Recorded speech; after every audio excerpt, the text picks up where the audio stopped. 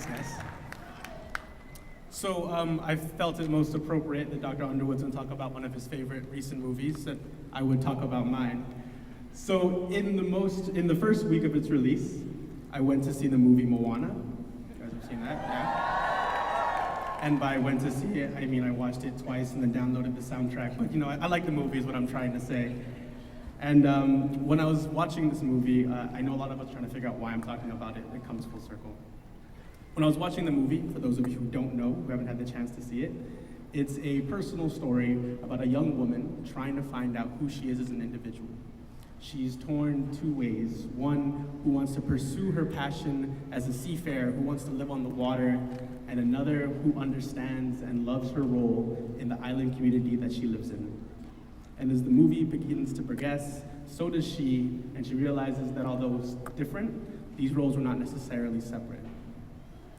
And when I thought on that, yes, this is me having an existential moment on a Disney movie.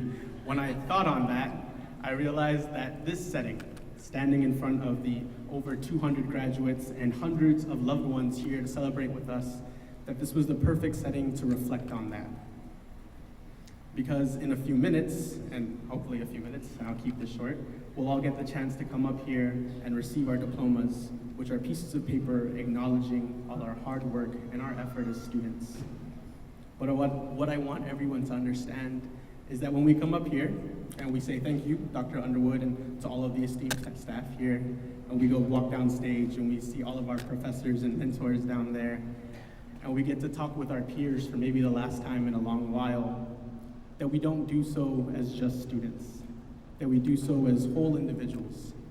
Because sitting down are not just students, but sons and daughters, brothers and sisters, mothers and fathers, best friends, cousins, that Guam thing when we call people auntie, uncle, and cousin and we're not related to them, but like, you know, they're family friends and our parents work together, you know what I'm talking about? That all of those roles exist in us today. And it's only when those roles come together and we wear all of those different hats that we may be able to make it to this commencement ceremony. Whether it's moving time and effort from one area to another, or being able to have that support system during the hardest times in our academic career, that's what led us today to our graduation.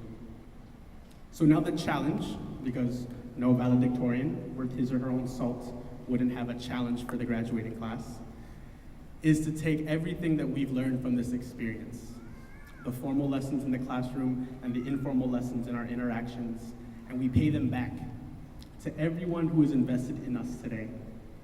Because whether we realize it or not, what we've been doing is finding a way to make a better quality of life for our families, for our romantic relationships, for our friendships, for our workplaces, and ultimately, our community.